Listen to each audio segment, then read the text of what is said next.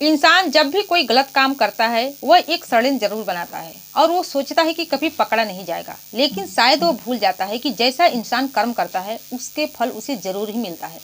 आज की कहानी में कुछ ऐसा ही होता है जिसकी वजह से एक आदमी जो कि इस दुनिया को छोड़कर हमेशा के लिए चला जाता है और इसके पीछे न जाने कई लोगों की जिंदगियां तबाह हो जाती है, बर्बाद हो जाती है। दोस्तों, आज की जो सच्ची कहानी है, जो सच्ची घटना है, वाकई में आपको सोचने और समझने पर मजबूर कर देने वाली है। तो आइए जानते हैं इस घटना की पूरी जानकारी इस वीडियो के माध्यम से। दोस्तों नमस्कार, आदाब। मैं हूं ज्योति कुशवाहा और आपका ज्योति वॉइस चैनल में स्वागत है। उम्मीद करती हूं कि ज्योति वॉइस की जितनी भी फैमिली होगी अच्छी होगी और अपना ख्याल रख रही होगी। वीडियो में आगे बढ़ने से पहले आप लोग से मेरी यही रिक्वेस्ट है, जो कोई भी मेरे चैनल पर नए दर्शक हैं, वीडियो को लाइक करिए, शेयर करिए, चैनल को सब्सक्राइब जरूर करिए ताकि हमारा हौसला बढ़ता रहे। आज जो घटना मैं आपको सुनाने जा रही हूँ, ये घटना है बिहार प्रदेश का। बिहार प्रदेश का एक जिला लगता है भोजपुर। इसी भोजपुर जिला के अंतर्गत एक थाना आता है बिहिया। बिहिया थाने के अंतर्गत एक गांव आता है राजा बाजार। और इसी राजा बाजार इलाके का रहने वाला मनोहर यादव, जो कि शादीशुदा होते हैं। मनोहर यादव की उम्र 32 साल के आसपास। मनोहर यादव की पत्नी पूजा, जिनकी उम्र 29 साल के आसपास होती है, और इनकी एक बेटी भी होती है। मनोहर यादव के घर के ही बगल में उनका एक बेकरी का दुकान था, जो कि उसमें सबसे फेमस था केक। मनोहर यादव की इस दुकान से बहुत ही अच्छा खासा कमाई भी हो जाता था और वो अपने परिवार के साथ बहुत ही अच्छे तरीके से खुशहाल जीवन व्यतीत कर रहे होते हैं। मैं बात कर रही हूँ 10 जून 2023 रात्रि के करीब 8 बजे के आसपास। मनोहर अपनी पत्नी के साथ खाना खा रहे होते हैं। उनकी पत्नी, जो कि दूसरी बार प्रेग्नेंट थी, और वो अपने पति से बात कर रही थी कि सुबह हम लोगों को डॉक्टर के पास चलना है, आप थोड़ा सा समय जरूर निकालिएगा।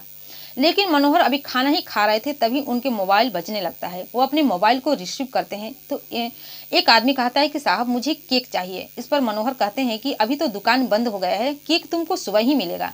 इस पर वो आदमी कहता है कि मुझे केक की बहुत ही अर्जेंट ज़रूरत है, मैं आपके घर के दरवाजे के सामने ही खड़ा हूँ, 2 मिनट लगेगा, आप दुकान खोलकर मुझे केक दे दीजिए। जब यह बात वो आदमी बताता है तो मनोहर अपने खाना को छोड़कर अपने घर के बाहर जाते हैं। लेकिन घर के जब बाहर जाते हैं, तुरंत उसी समय पूजा, मनोहर की पत्नी पूजा के आवाज़ों में कानों में गोली की आवाज़ें सुनाई देती है।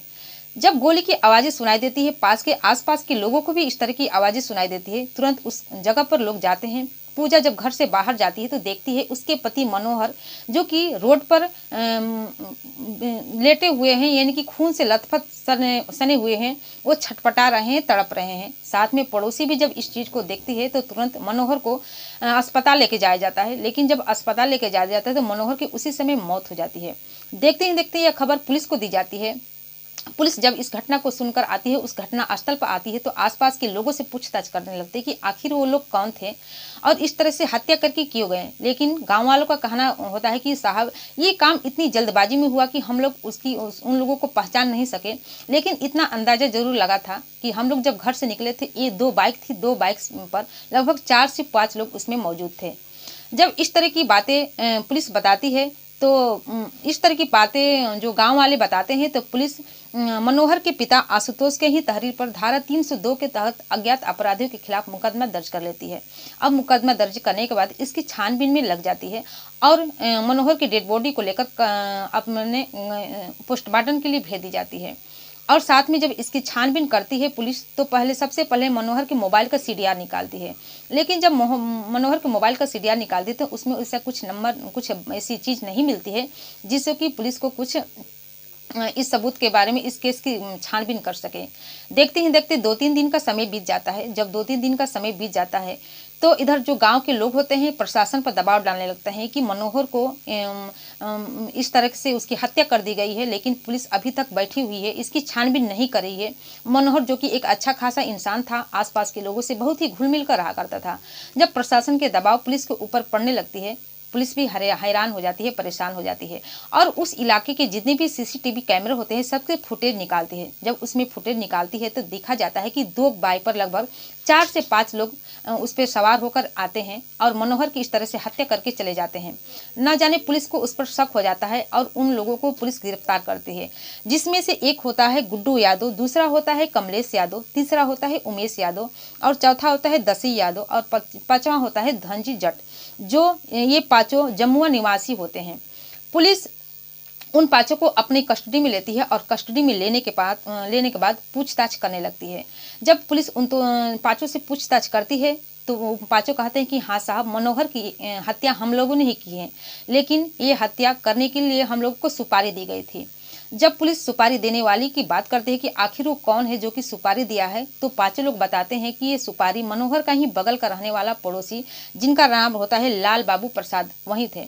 इसके बाद उन पाँचों के तहरीर पर ही पुलिस लाल बाबू प्रसाद को अपनी कस्टडी में लेती है और कस्टडी में लेकर थाने में लेकर आकर पूछताछ करने लगती है। जब लाल बाबू से पूछताछ करती है तो लाल बाबू एक ऐसी कहानी बताते हैं जिसे सुनकर हर कोई चौंक सा जाता है। लाल बाबू, जिनकी उम्र 30 साल के आसपास है, लाल बाबू भी शादीशुदा है। उनकी पत्नी जो कि खुशबू की उम्र लगभग 22 साल के आसपास होती है। जो लाल बाबू पेशे से एक ड्राइवर थे, ड्राइवरी के काम करते थे, लेकिन उसमें इतना पैसा नहीं कमा पाते थे जो कि अपनी पत्नी की हर सुख सुविधा को पूरा कर सके। चूँकि उनकी जो पत्नी होती बहुत ही खूबसूरत थी, वो सिलाई का काम करती थी, लेकिन इतना ज़्यादा वो भी नहीं कमा पाती थी। जैसे तैसे उन लोगों की ज़िंदगी अच्छी तरह से कट रही थी। एक दिन खुशबू मनोहर की पत्नी पूजा के कपड़े सिलने के लिए लेके गई थी, लेकिन जब उसके कपड़े को लेकर पूजा के घर आती है तो उसी समय मनोहर कहीं मुलाकात उससे होती है। दोनों बातें करने लगते हैं और बातों में खुशबू इतने अच्छे तरीके से मनोहर से बात करती है कि मनोहर उसकी खूबसूरती को देखकर उस पर फिदा हो जाता है। इधर जो खुशबू होती है वो भी मनोहर को चाहने लगती है। धीरे धीरे समय बीतने लगता है। खुशबू अब तो आए हर दिन मनोहर की दुकान पर चली जाती थी और थोड़ा बहुत समय निकालकर उनसे बातें कर लिया करती थी। ऐसे ही वक्त बीत जाता है, दोनों में प्रेम प्रसंग चलने लगता है। एक दिन मनोहर अपने दिल की बात खुशबू को भी बता देता है, लेकिन जब दोनों में प्रेम प्रसंग चलता है तो न ही यह बात खुशबू के पति को पता चलती है और न ही यह बात मनोहर की पत्नी को पता चलती है। देखते ही देखते एक दिन जो मनोहर होता है खुशबू से बात करता है और कहता है कि हम तुमसे मिलना चाहते हैं। जब मिलने की बातें करता है तो मनोहर एक रेस्टोरेंट बुक करता है और खुशबू समय देकर जब उसके पति घर पे नहीं रहता था तो वो उससे मिलने के लिए चली जाती थी। अब वो कई बार मिलने लगे थे। एक दिन मनोहर कहता है कि हम लोग होटल में मिलना चाहते हैं। मनोहर एक दिन होटल बुक करता है और खुशबू को उस होटल में बुलाता है। खुशबू जब उस होटल में जाती है तो उस समय दोनों एक साथ संबंध भी बनाते हैं। जब एक दिन संबंध बना लेते हैं तो ये सिलसिला हमेशा चलने लगता है। जब भी खुशबू का पति लाल बाबू प्रसाद घर पे नहीं रहता था तो खुशबू होटल में जाकर मनोहर के साथ मुलाकातें करती थी, उसके साथ संबंध भी बनाती थी। लेकिन यह पता दोनों के घर वालों को नहीं थी, लेकिन आसपास के लोगों को यह पता चल चुकी थी। जब एक पड़ोसी आकर लाल बाबू प्रसाद से कहता है कि तुम्हारी पत्नी का मनोहर के साथ कुछ गलत संबंध है, तो मनोहर पहले इस बात को तो सुनता है लेकिन विश्वास नहीं करता है और कहता है कि इन दोनों को मैं रंगे हाथे पकड़ूंगा। फिर एक दिन लाल बाबू अपनी पत्नी से कहता है कि मैं एक हफ्ते के लिए किसी काम के लिए जा रहा हूँ। इस बात को सुनकर खुशबू बहुत ही खुश हो जाती है और यह सूचना यह खबर मनोहर को भी देती है। मनोहर जब ये बात सुनता है कि लाल यानी कि खुशबू का पति एक हफ्ते के लिए कहीं बाहर गया है तो वो भी खुश हो जाता है और फिर दोनों मिलने का प्लान बनाते हैं। जब मिलने का प्लान बनाते हैं तो खुशबू भी इसमें शामिल हो जाती है। मनोहर कहता है कि इस बार हम लोग होटल में नहीं मिलेंगे क्योंकि वहाँ पर ज़्यादा पैसा भी लगता है और वक्त भी बहुत ज़्यादा होता है। क्यों ना हम लोग इस बार मुलाकात अपने गाँव में ही एक गाँव होता है, एक घर होता है जो कि खाली पड़ा होता है, उसमें मुलाकात करें। इस पर खुशबू भी तैयार हो जाती है और मनोहर और खुशबू उस खाली घर में मिलने लगते हैं। लगभग 3 दिन मिलते हैं। जब चौथे दिन मिलने जाती है खुशबू मनोहर से, उसी दिन लाल बाबू प्रसाद अपने घर पर आता है, लेकिन घर के सामने काफ़ी ज़्यादा भीड़ होने की वजह से वो बाइक एक उसी खाली घर के बगल में अपनी बाइक खड़ा करने के लिए चला जाता है। जब उसी खाली घर के बगल में बाइक खड़ा करने के लिए जाता है तो देखता है कि उसी खाली घर में एक औरत की खिलखिलाने की आवाज़ आ रही है। इस खिलखिलाने की आवाज़ को देखकर वो खिड़की से झांकने की कोशिश करता है तो वहाँ का नज़ारा देखकर वो हैरान हो जाता है, परेशान हो जाता है। दरअसल उसी घर के अंदर उसकी पत्नी खुशबू और मनोहर दोनों एक साथ संबंध बना रहे होते हैं। इस दृश्य को देखकर लाल बाबू प्रसाद बहुत ही गुस्सा हो जाता है और उस घर के दरवाजे को तोड़कर अंदर जाता है। जब खुशबू अपने पति को अपने सामने देखती है तो वो भी हक्का बक्का रह जाती है और डर के मारे थर थर काँपने लगती है। इधर मनोहर भी लाल बाबू को देखता है तो तुरंत वहाँ से भाग जाता है। वहाँ लाल बाबू अपनी पत्नी खुशबू को बहुत ही मारता पीटता है और घर पर ही लाकर उसे बहुत ही बुरी तरह से पिटाई करता है। खुशबू अपने पति से माफ़ी मांगने लगती है कि आज के बाद ऐसी गलती नहीं करेगी। इस पर लाल बाबू प्रसाद अपनी पत्नी को माफ़ कर देता है। पत्नी को तो माफ़ कर देता है, लेकिन उस दृश्य को जब भी उसके जेहन में आता था उसका खून खौल उठता था। हमेशा उस दृश्य को सोच सोच कर वो गुस्सा हो जाता है और इसकी वजह से वो एक प्लान बनाता है। वो मनोहर को इस दुनिया से हटाने के लिए ही प्लान बना लेता है और उसमें इन 5 सुपारियों को से बात करता है। जब 5 सुपारियों बात करता है उस मनोहर को रास्ते से हटाने के लिए, तो ये पाँचों लोग तो तैयार हो जाते हैं, लेकिन 1,80,000 रुपये की डिमांड करता है। दरअसल इतना जो रकम था लाल बाबू के लिए ज़्यादा तो था, लेकिन वो जैसे तैसे करके 80,000 रुपये जुटाता है और 80,000 रुपये सुपारी वालों को देकर कहता है कि 1,00,000 रुपये काम होने के बाद मिलेगा।